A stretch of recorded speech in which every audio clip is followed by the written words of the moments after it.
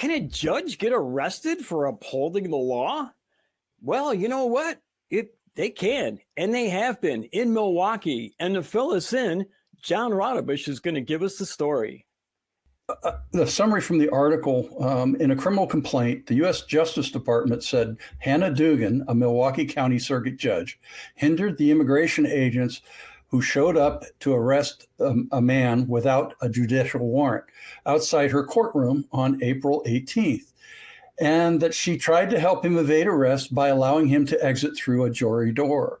Agents arrested the man, Eduardo Flores Ruiz, outside the courthouse after he left with his lawyer. Interestingly, she was within her authority to not allow compliance with a non-judicial warrant, which are invalid under the Constitution. So was she just doing her job to protect somebody's rights? And what is happening to our institutions? Let's discuss this. Kelley?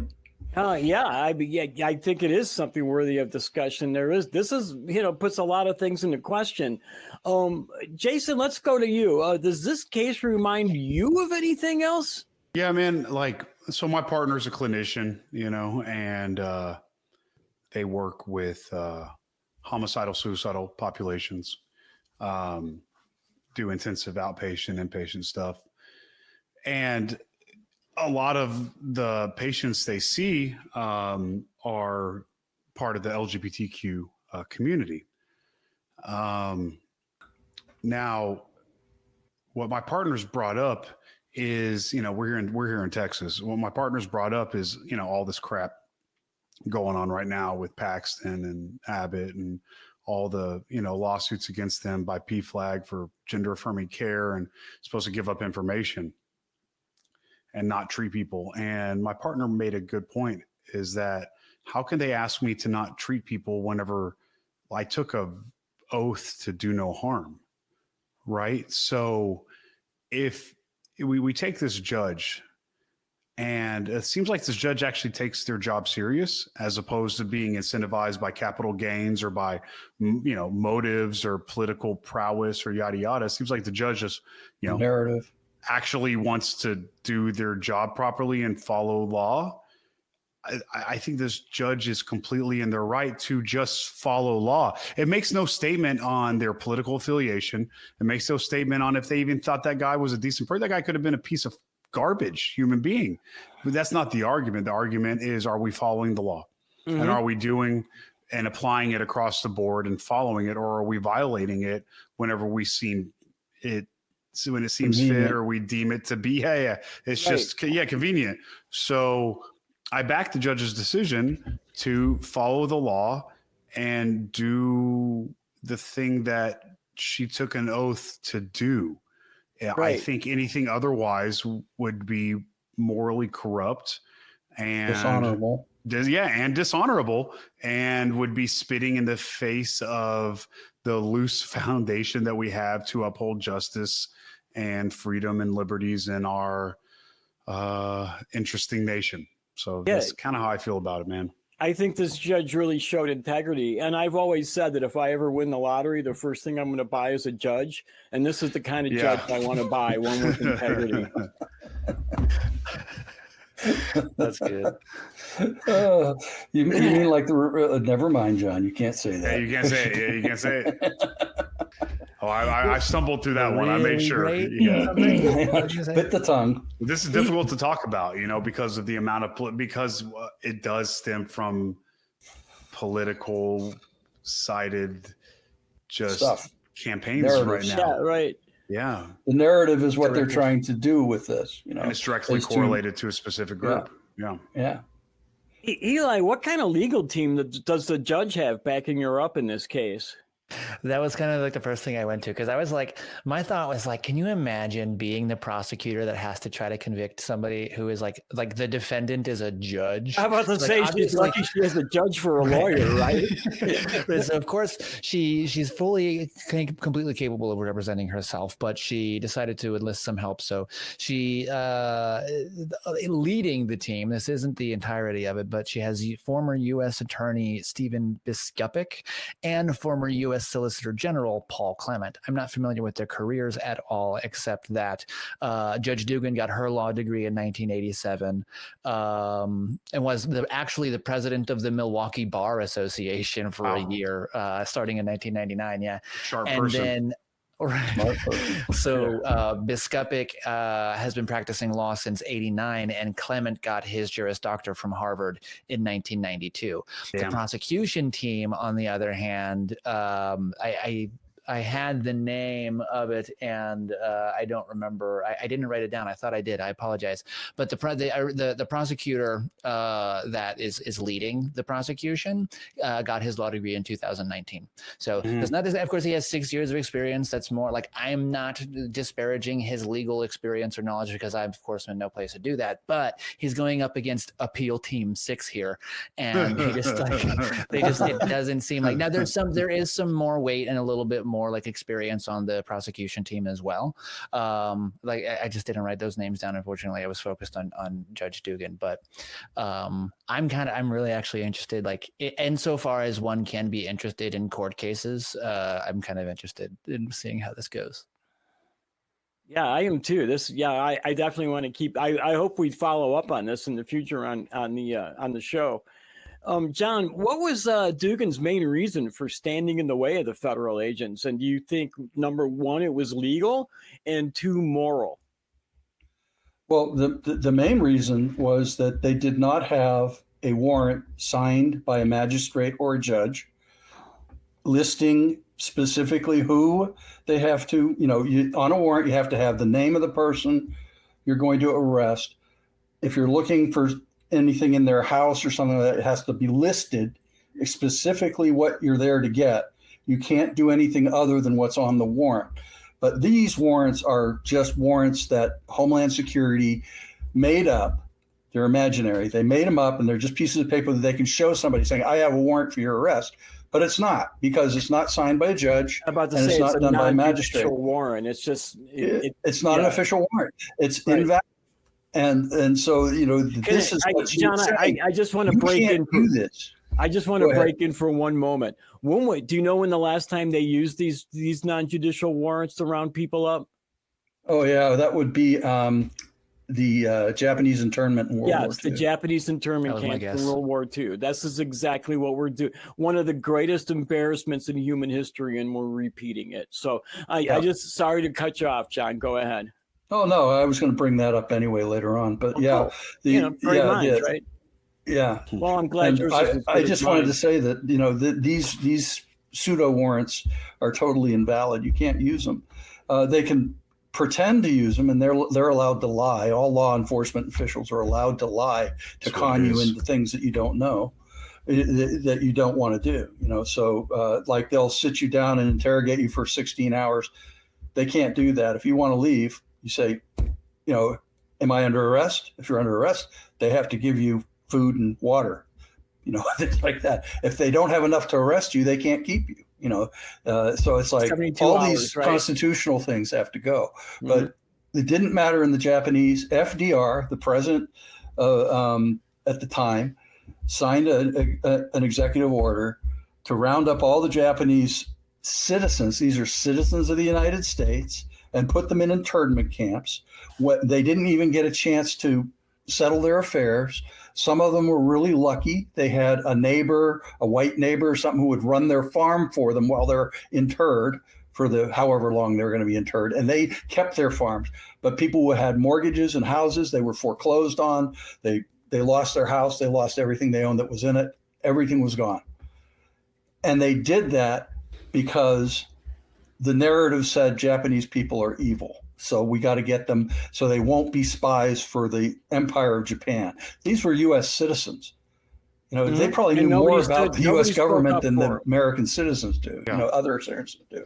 But that happened. The whole war, they were stuck there. They couldn't make any money. They couldn't run their businesses. They couldn't do anything. Some of them were really lucky. If they were well connected, somebody covered for them while they were gone. Most of them lost their businesses if they had one. Yeah, but that's the same sort of thing they're doing now. Yeah, and that's what I was just going to say. That, this is what I mean. This was something that we know was unlawful. The courts ruled that was unlawful afterwards, and we are now doing the same exact same thing. And just like back then, there aren't a lot of people. Well, back then nobody was standing up, but today there aren't a lot of people who are standing up to say something, because in the current climate, I think people are afraid to say something in support of somebody like this judge, lest they find themselves in an El Salvadoran prison for the next 10 years. No, take me. I'm good. I protest. I'm sorry. I'm not going to let this sort of shit I don't go have down. that much to lose, man. Right? Yeah. I mean, I know. The older you get, the idea of life in prison doesn't mean that much. To one of those prisons, let alone 10 years. So I'm not going to suffer too much. But yeah, luckily it'd be over quick for you, man. Yeah, right. Probably me too. That's a sad reality of it, honestly. Yeah, right. It is a sad reality. It is. So anyway, I am involved in doing some protesting. So that's, and I can't tell anybody else to do. You use your own conscience.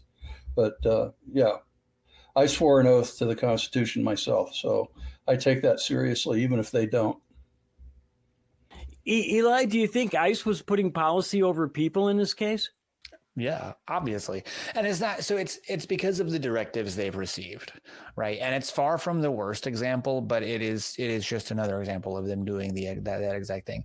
I think it's pretty clear that the focus, the interest of these directives is that we demonstrate that they are working, not that they work. It doesn't matter whether they are like effective in achieving what is actually like a coherent and valid and productive immigration policy. It matters that X number of people get deported, because if X number of people get deported, then wow, this new immigration plan did so much to affect illegal immigration, whether that's really the case or not. So what actually does concern me though about this particular case is that even if, like we said before, like even if the judge and her team, her defense team, are perfectly capable of defending her, if the prosecution is not able to prove beyond a doubt that that she broke any actual law, rather than just like a Ron Swanson, like I have a permit, written on a piece of paper in the public park, then that may not necessarily matter. Like it should, absolutely, but like I have concerns about like what's going to be decided anyway. Will she just be made an example of? And I think that's the scary part that we need to watch for, not whether or not she is successful in her case, but whether she should have been. Oh, yeah, that's one thing, but also she didn't break any laws. There's no law that says you have to cooperate with an ICE agent. So it's like, and she had a reason to shoo them away. Right. So, I'm sure she has as far as making like legally sound decisions, she has way more information to integrate than I do, of course. Yeah. So but that's what I'm saying is that the whole idea that this is a soundbite, right? This is just a message to the judicial system saying you're at risk too. This is totalitarian, authoritarian usurpation of the judicial branch. Yep. And there was somebody said recently that there have been administrative threats made even to the Supreme Court. Mm-hmm. So it's like at this point, we are in a major constitutional crisis. And that's what they wanted to engineer. That's, strangely enough, John, in my notes for this segment, I wrote that what I thought was the biggest red flag in this whole story, and I don't know if anybody else noticed it, but it was the actual like constitution bending statement to show you that the leader of the Justice Department currently is either incredibly evil or just plain fucking stupid. And what she said was, no one, least of all a judge, should obstruct law enforcement operations. Gross. Now, if a law enforcement operation isn't legal, That's exactly what a judge's job is. That is literally the judge's description. job. That's what they do. They go to a judge to sign they go to a judge to sign the order for a warrant. They never know. Their job is to either allow or obstruct and inhibit. That is what the judge for. And this is the leader of the Justice Department saying, judges, stay out of my way. Fucking fuck, man. No, this is fascism. That's all this is. And I've never... And I don't ever use that word because I feel like people use it in a really hyperbolic way. And I don't want to sound just like some loony, like, hey, fascist, Nazi, blah, blah, blah. No, but that is fascism. That's having laws on the books and just being like, meh, no. I said it. Right. I think that's silly. That's silly. Aren't we past that? You know, it's like, fucking Christ. We really have to give these people rights. I mean, come on. That's just ridiculous. It's the point where you stop pretending that public servants are public servants is basically like that's I think that's the point where it becomes fascism. I don't understand it because it's like I've been screaming about this shit on stage with fucking punk rock and oi bands for fucking 25 years, man. It's like we've been talking about it going on. I think punk rock more or less started because of fucking Reagan. You know what I'm saying? It's all American, like hardcore was like a response to that shit, man. I mean, and all we're seeing is like very similar policies from, the early, like late 70s, early 80s, that even the same terminology, the same catchphrases, things like that being proliferated now, but to an extreme that is so blatant and in your face and so obvious, but yet people are just drinking it up like mother's milk, man. It's fucking insane. It blows my mind to watch this happening. I feel like I'm in Twilight Zone or something. I don't know what's happening. Well, what Pam Bondi said about the, not obstructing law enforcement operations, like that reminds me of, I was actually thinking about it earlier today, like unrelated to this episode. People view police as synonymous with like legally correct. Right. In the same way that God is synonymous with morally good in most Christian views. So for that reason, not only is it acceptable for God to take your life, but it is morally good for God to take your life because it's God doing it. Yeah, it is morally virtuous. Mm-hmm. So when you have a group of people that you define as legal, like as synonymous with legally good, legal authority, they are synonymous with the law. Nothing they do can be wrong. So they have more of a right to defend themselves than I do. They have more of a right to kill me than I do. You got to think. Yeah. I'm sorry. You made me think of something. Please finish. That's right. But yeah, it's basically just that you have this group of, and it's not super difficult to like be qualified to be a police officer. No. Like there are some physical demands. Yes. I'm not taking it, but like I went through Marine Corps boot camp. Like if I can make it through Marine Corps boot camp at this, like the way that I looked when I went in, there's no reason that anybody can't, make it. Sorry, that's hyperbolic, but like fit, capable people can make it through the police academy. And it's not like you need the huge qualification. So when you have this group of people that the majority of the population is a subset of the majority of the population, then you just have person after person after person that like just has more rights than me and can defend themselves and has more of a right to live, because if they kill me, then they just have to say that they felt they were in danger or that I was a danger to someone, and they're going to be believed. I agree with you. I think it's pathetic, especially as somebody who, currently has professional, lined up until the card dropped, but professional fighting's been doing that shit for 20 years. It's insane to me that these guys who are supposed to serve and protect, like, can barely get in and out of their cruiser. And that's not shaming anybody for body size or weight or struggles or anything. But like you as a Marine, you had prerequisites. You have to do certain things in order to be trusted to do certain things. If you're driving around all day with a gun on your fucking hip and a taser and the right to just immunity and to kill fucking people, but you can't do 10 push-ups. Right. You don't have you don't know how to actually defend hand yourself. To hand. Well, we have guys come into the gym. I was offered a position training HPD here in town by Sergeant, one of the hiring officers. It didn't work out, but it was there because the concern that they're having is these recruits. My good friend of mine who's a sergeant in the HPD said these guys are coming out. They've never been in a fist fight in their lives. They've never been in a violent altercation. They're coming out of community college. 9 months later, they have a gun. They've never been in a violent confrontation in their life. They're coming from like upper middle class families. They just probably didn't do very well in school, and they're going to do cop stuff or whatever. And it's just kind of the thing they're doing. And then they show up and they get a gun. They can shoot somebody. Fucking insane. But they don't even know how to do hand-to-hand combat. I got 20 years of jujitsu.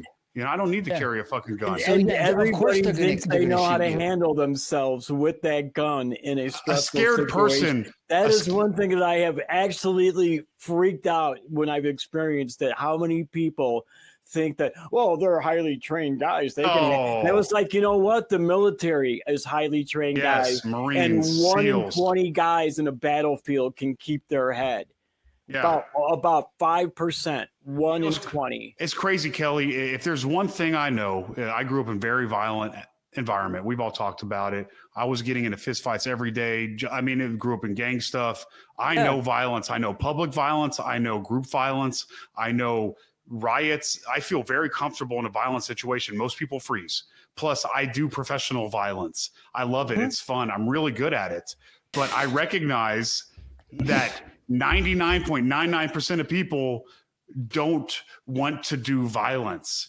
And when you have somebody who can't even handle themselves in violence with their bare hands, the first thing they're going to do is kill somebody, and they're going to harm somebody, and they're going to shoot a poor African-American kid in the back, or they're going to be somebody who's innocent because they're going to tackle an Asian man and break his skull. You know what I'm saying? An old Asian man and break, you know, all the things we've been seeing lately in the past 2 months, just fucking murdering people and getting away with it because they're given this, like, they're primed by churches to say all authority is put in the place of fucking by God. And since this cop is your quote authority, him shooting your fucking neighbor was the best thing and God wanted it. That's the assumption, and that's the insinuation, and that's what you're forced to fucking suck down. And I think it's bullshit. They're just scared fucking people hiding behind a corrupt structure. Good point. And you know what? Speaking of authority, I'm going to give everybody the authority to check out more nonprofits right here. Hey, like and subscribe, folks.